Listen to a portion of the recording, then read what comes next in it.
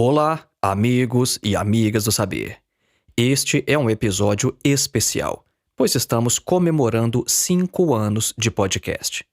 Inicialmente, traremos algumas palavrinhas sobre o nosso aniversário e depois entraremos propriamente no tema de hoje, que será a obra Psicologia de Massas do Fascismo de Wilhelm Reich. Publicado em 1933, este livro teve o mérito de analisar o movimento de massas fascista em sua ascensão, antes mesmo da ampla divulgação de todos os horrores dos campos de concentração. A obra é uma das primeiras sínteses entre psicanálise e marxismo, servindo de base para diversos outros pensadores do século XX que empreenderam o diálogo entre as obras de Sigmund Freud e Karl Marx.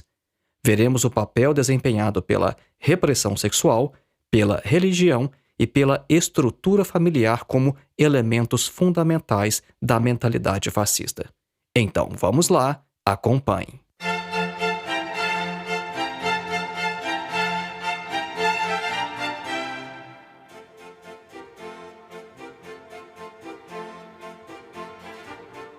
Em primeiro lugar, gostaria de agradecer a todos os nossos apoiadores. O podcast Filosofia Vermelha é um oferecimento de todos os que contribuem mensalmente com este trabalho através da plataforma Apoia-se. A todos vocês, meu muito obrigado. Sua contribuição é fundamental para que possamos seguir adiante ajudando mais pessoas. E se você ainda não nos apoia, torne-se você também um apoiador acessando o link que está na descrição deste episódio. Outra forma muito simples de apoiar este trabalho é avaliando nosso podcast com 5 estrelas. Contamos hoje com mais de 150 mil inscritos apenas no Spotify, mas o número de pessoas que já deixou sua avaliação representa menos de 10% deste número. Se você ainda não nos avaliou, faça isso agora, antes de entrarmos propriamente no tema deste episódio. Basta ir até o nosso perfil e dar um tap nas estrelas. E se você busca uma visão geral da história da filosofia ou quer se aprofundar em temas específicos, confira os 4 cursos que temos publicados até agora. Em nosso curso Introdução à Filosofia, dos Pré-Socráticos a Sartre, oferecemos uma visão panorâmica dos principais filósofos desde os pré-socráticos até alguns pensadores importantes do século XX. Nosso principal objetivo com este curso é colocar você em contato direto com alguns dos principais textos de toda a história da filosofia. Então, ao invés de ler comentadores ou literatura secundária, você lerá textos escritos pelos próprios filósofos. O link para este curso está na descrição deste episódio. E além deste curso, temos também Crítica da Religião, Feuerbach, Nietzsche e Freud, curso no qual estudamos 3 obras fundamentais que abordam a religião de uma perspectiva filosófica crítica. As obras são A Essência do Cristianismo, de Feuerbach, O Anticristo, de Nietzsche e O Futuro de uma Ilusão, de Freud. Temos também o curso A Filosofia de Karl Marx, uma introdução, no qual fazemos um recorte naquilo que há de especificamente filosófico nos textos do próprio Karl Marx. Abordamos temas que você dificilmente encontrará por aí em língua portuguesa. E por último, é com grande satisfação que eu anuncio o lançamento de meu mais novo curso Filosofia para a Vida, Refletir para Viver Melhor. Mostramos neste curso que a filosofia pode nos ajudar a viver de maneira mais satisfatória, porque muitos dos problemas pelos quais passamos têm origem em nossos pensamentos e não nas próprias coisas, de modo que enxergar a realidade sem erros e ilusões pode nos poupar muito sofrimento. Neste curso, nos apoiamos principalmente nos estoicos, mas também em filósofos posteriores. Para ver a grade curricular e fazer a sua inscrição, basta clicar no link que está na descrição deste episódio ou que você encontra em nosso site www.filosofiaepsicanalise.org. Agora, como antecipado no início deste episódio, este é um mês especial, porque em abril de 2020 demos início ao podcast Filosofia Vermelha com o episódio A Carta de Freud a Einstein, Por que a Guerra? E neste episódio de hoje, comemoramos oficialmente 5 anos de podcast.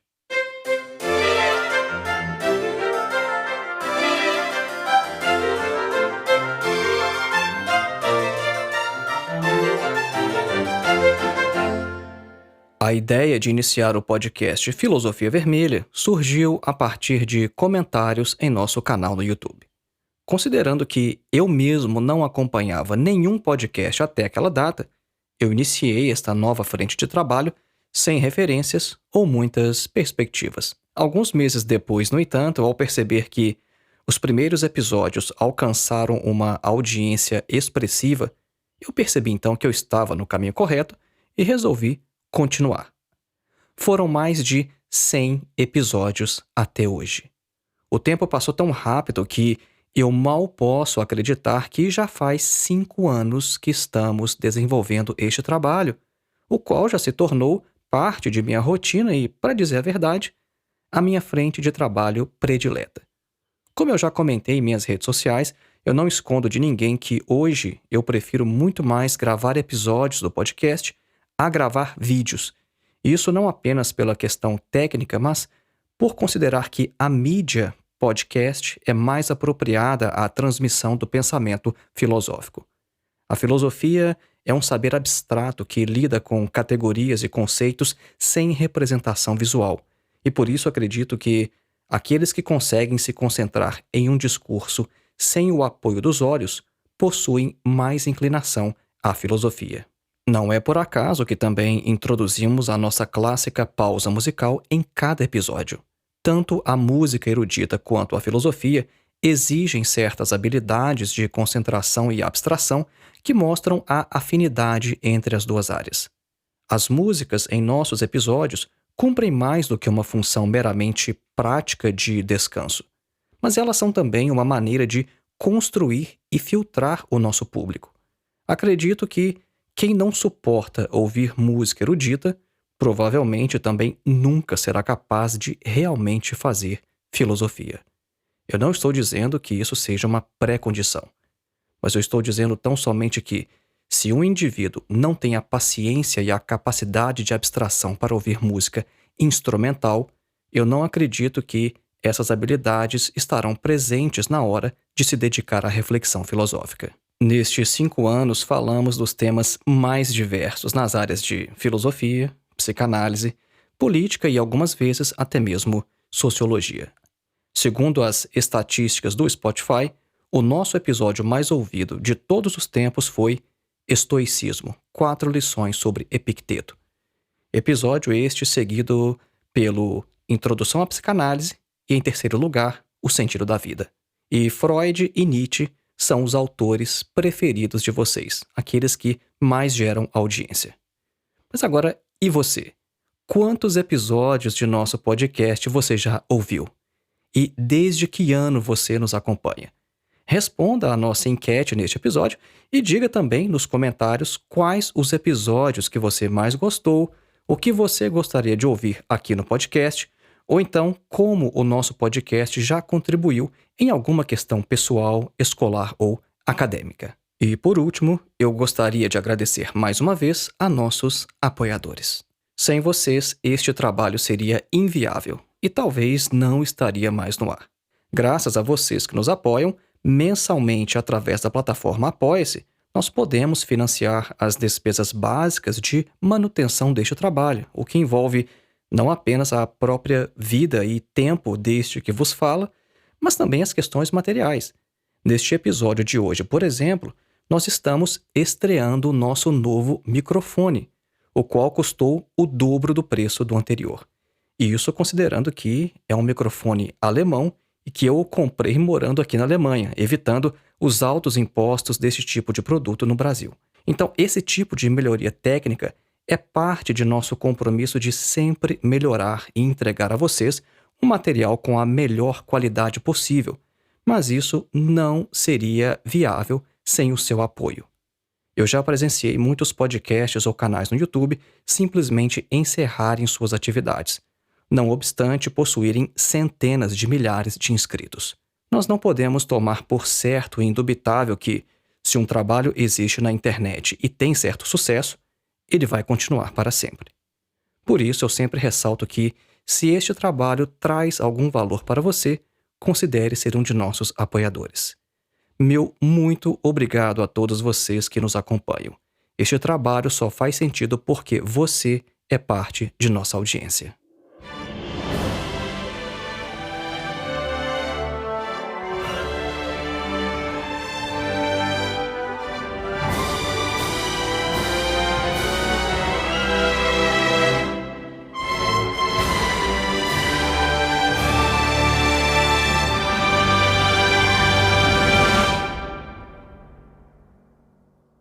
Vamos falar então sobre a psicologia de massas do fascismo de Wilhelm Reich. O estudo do fascismo não é mera curiosidade histórica. A definição de Wilhelm Reich de que o fascismo seria, abre aspas, expressão da estrutura irracional do caráter do homem médio, cujas necessidades biológicas primárias e cujos impulsos têm sido reprimidos há milênios, fecha aspas. Essa definição acende um alerta e deixa claro que o perigo do fascismo é atual, quer apresente-se de forma aberta ou apenas latente. As condições econômico-sociais, culturais e psicológicas das quais brotou a primeira versão do fascismo na Europa estão presentes ainda hoje. Não é de se esperar, no entanto, que o fascismo ressurja com os mesmos trajes, falando a mesma língua ou com o mesmo sotaque. O fascismo de ontem ainda paira sobre a Terra como um vírus adormecido e pode se reorganizar a qualquer momento como um grande movimento de massas. É necessário compreender sua essência, o seu núcleo e do que ele se nutre, a fim de combatê-lo de maneira efetiva. Para Reich, o fascismo só pode ser vencido se for enfrentado de modo objetivo e prático, com um conhecimento bem fundamentado dos problemas da vida. A abordagem de Reich sobre o problema do fascismo tenta uma síntese entre Karl Marx e Sigmund Freud, entre marxismo e psicanálise. O seu livro Psicologia de Massas do Fascismo foi escrito e publicado no início da década de 1930, quando os nazistas ainda não tinham causado as atrocidades que chocaram o mundo anos depois. E nessa obra, Reich responde às questões fundamentais que o chamado marxismo vulgar na época não explicava de forma satisfatória, tais como é que foi possível o surgimento do fascismo, sendo ele não um pequeno movimento associado a Hitler ou a Mussolini, mas sim um movimento de amplas massas. O marxismo da época não conseguia responder a essa questão, por exemplo. Ou então outra questão: como puderam as massas empobrecidas se alinhar a um discurso completamente contrário aos seus próprios interesses de classe? Ou então, por que é que Hitler foi mais eficiente do que o Partido Comunista em alcançar uma vasta audiência que antes era apolítica, que antes não se envolvia em temas políticos? São perguntas que não perderam nada de sua atualidade e que interessam a todos nós. Um ponto fundamental da análise de Reich para responder a essas questões é o que ele chama de clivagem da situação econômica com a situação ideológica do trabalhador. Seria de se esperar que o trabalhador empobrecido, diante do trabalho de agitação e propaganda do Partido Comunista, desenvolvesse uma clara consciência de sua situação social, a qual se transformaria em uma determinação revolucionária de se livrar de sua própria miséria. Agora, o que aconteceu na Alemanha de Hitler, e ainda hoje acontece com frequência, foi o contrário. Mas por quê? O que é que causa essa clivagem entre a situação econômica e a situação ideológica do indivíduo? Reich explica essa clivagem apontando para a estrutura de caráter do homem médio, que tem como um dos principais fatores a sexualidade reprimida. Essa estrutura, gestada há milênios sob uma sociedade patriarcal, é utilizada de forma eficiente pela ideologia imperialista para servir aos seus propósitos. Enquanto marxista, Reich compreende perfeitamente que são as condições materiais que determinam a superestrutura ideológica de toda a sociedade. Será com base nas descobertas de Freud, no entanto, que ele vai explicar como isso acontece na mente do indivíduo e também como a ideologia afeta a estrutura econômica. Então, munido das revolucionárias descobertas de Freud sobre o inconsciente e a sexualidade infantil, Reich vai afirmar o seguinte: nós vamos trazer uma Citação um pouco mais longa de Reich, mas extremamente valiosa para a compreensão dessa síntese entre marxismo e psicanálise. Abre aspas. A inibição moral da sexualidade natural na infância, cuja última etapa é o grave dano da sexualidade genital, torna a criança medrosa, tímida, submissa, obediente, boa e dócil no sentido autoritário das palavras. Ela tem um efeito de paralisação sobre as forças de rebelião do homem, porque qualquer impulso vital é associado ao medo. E como o sexo é um assunto proibido, há uma paralisação geral do pensamento e do espírito crítico. Em resumo, o objetivo da moralidade é a criação do indivíduo submisso que se adapta à ordem autoritária, apesar do sofrimento e da humilhação. Assim, a família é o estado autoritário em miniatura, ao qual a criança deve aprender a se adaptar como uma preparação para o ajustamento geral que será exigido dela mais tarde.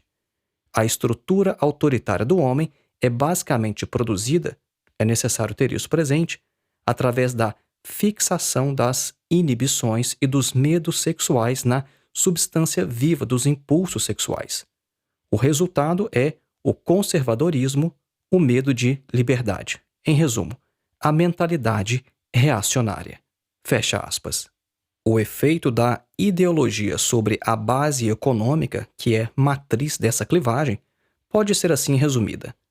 A inibição sexual altera de tal modo a estrutura do homem economicamente oprimido que ele passa a agir, sentir e pensar contra os seus próprios interesses materiais. Wilhelm Reich, que conheceu pessoalmente Sigmund Freud, nos fornece também inúmeras citações de panfletos nazistas da época para mostrar a importância dada pelo partido de Hitler à estrutura familiar patriarcal e conservadora. Obviamente, os nazistas faziam isso mais por instinto do que por um conhecimento psicológico profundo. Então vejam, a partir da análise da família, Reich compreende a razão de o fascismo ser um fenômeno típico da classe média baixa. Na família do operário, por exemplo, como a mulher precisa trabalhar e o operário não sustenta a casa sozinho, o caráter patriarcal é menos influente do que na família de classe média. A posição dos nazistas em temas como o aborto, por exemplo, deixa claro o que estava em jogo: a repressão sexual. Os nazistas se manifestavam veemente contra a interrupção da gravidez e contra qualquer tipo de regulação da vida sexual. Os fascistas alemães pregavam o sexo somente após o casamento e eram a favor de um estrito controle sobre a sexualidade, combatendo assim o que eles viam como bolchevismo cultural. Reich identifica que o homem médio não conhece a regulação da vida sexual. Preste atenção nisso, é muito importante. O homem médio acha que ele tem que escolher ou a moral sexual repressiva ou a anarquia sexual, a libertinagem, uma forma de maniqueísmo da sexualidade. Então, para este homem médio comum, só é possível saltar de um extremo ao outro, não havendo um meio termo ou equilíbrio. Os panfletos que Reich apresenta em sua obra mostram também o quanto os nazistas se apoiavam na religião e no misticismo. A psicanálise já havia desvendado o efeito psicológico ocorrido nas pessoas sob influência de cultos religiosos. A psicanálise já havia mostrado a correlação entre as ideias de Deus como Pai, de Mãe de Deus como Mãe terrena e da Trindade como o triângulo familiar, isso é, Pai, Mãe e Filho. E também que os conteúdos psíquicos da religião têm a sua origem nas relações familiares desde a primeira infância. Então vejam só, baseando-se nas descobertas da psicanálise sobre a experiência religiosa, Reich vai afirmar o seguinte, essa também é uma citação um pouco mais longa, mas muito esclarecedora. Preste atenção o que o Reich afirma. Abre aspas. O homem religioso encontra-se num estado de total desamparo. Em consequência da total repressão de sua energia sexual, perdeu a capacidade para a felicidade e para a agressividade necessária ao combate das dificuldades da vida. Quanto mais desamparado ele se torna, mais é forçado a acreditar em forças sobrenaturais que o apoiam e o protegem. Assim se compreende que, em algumas situações, ele seja capaz de desenvolver um incrível poder de convicção. De fato, uma indiferença passiva com relação à morte. Essa força advém do amor às suas próprias convicções religiosas, que são sustentadas por excitações físicas altamente prazerosas. Mas ele acredita que essa força provém de Deus. O seu anseio por Deus é, na realidade, o anseio originado pela sua excitação sexual anterior ao prazer e que exige ser satisfeito. A liberação não é, nem pode ser, mais do que a libertação das tensões físicas insuportáveis, que podem ser agradáveis enquanto puderem ser associadas a uma união imaginária com Deus, isto é, à satisfação e ao alívio. A tendência dos religiosos fanáticos para se flagelarem para atos masoquistas, etc., só vem confirmar o que dissemos. A experiência clínica em economia sexual mostra que o desejo de ser espancado ou a autopunição corresponde ao desejo instintivo de alívio sem incorrer em culpa. Não há tensão física que não evoque fantasias de estar sendo espancado ou torturado, se o indivíduo em questão se sente incapaz de produzir por si próprio o alívio. É essa a origem da ideologia do sofrimento passivo, presente em todas as religiões. Em nenhuma classe social florescem as histerias e as perversões, tanto como acontece nos círculos ascéticos da igreja. Fecha aspas. Percebam então que o misticismo e a religião reforçam a inibição sexual, a moralidade de submissão e a estrutura familiar patriarcal autoritária. Daí o enorme interesse do fascismo e de toda sorte de reacionarismo político em se utilizar dessas instituições para desarmar o proletariado e manter intacto, sem perturbações, o seu sistema de dominação. Esta obra de Reich, Psicologia de Massas do Fascismo, sofreu inúmeras revisões e complementos que prejudicaram sua coesão teórica. À medida que se passam os capítulos, a obra começa a se mostrar uma colcha de retalhos, refletindo o afastamento de Reich do Partido Comunista da Alemanha e seu abandono do marxismo. As críticas que Reich faz sobre a União Soviética, por exemplo, são em sua maior parte descabidas, tendo ele incorrido no grave erro do reducionismo psicológico. E justamente ele, Reich, que tanto criticava os marxistas vulgares pelo reducionismo econômico. Nos primeiros capítulos dessa obra, Reich ainda é um autor comunista, um psicanalista bem próximo de Freud, mas já no último capítulo, depois de tantas revisões, ele já abandonou completamente o comunismo e o marxismo, defendendo a sua teoria da democracia do trabalho. Agora, permanecem intocáveis, no entanto, o valor e a atualidade de sua análise sobre o fascismo. Para compreender melhor o tema que discutimos hoje, eu recomendo 2 episódios de nosso podcast. O Psicologia de Massas e Análise do Eu, no qual apresentamos a obra de Freud que leva o mesmo nome, e também o episódio Materialismo Dialético e Psicanálise, episódio no qual tocamos nos principais pontos desta obra de Reich, isso é, a obra de Reich com nome também Materialismo Dialético e Psicanálise. Estes 2 episódios, se ouvidos antes do tema de hoje, podem ampliar sua compreensão sobre o tema. E lembrando mais uma vez, inscreva-se em nossos cursos de filosofia. Os links estão na descrição deste episódio e também em nosso site www.filosofiaepsicanalise.org. E se você considera que a internet é um lugar melhor com o nosso trabalho do que sem ele, torne-se um de nossos apoiadores através da plataforma Apoia-se.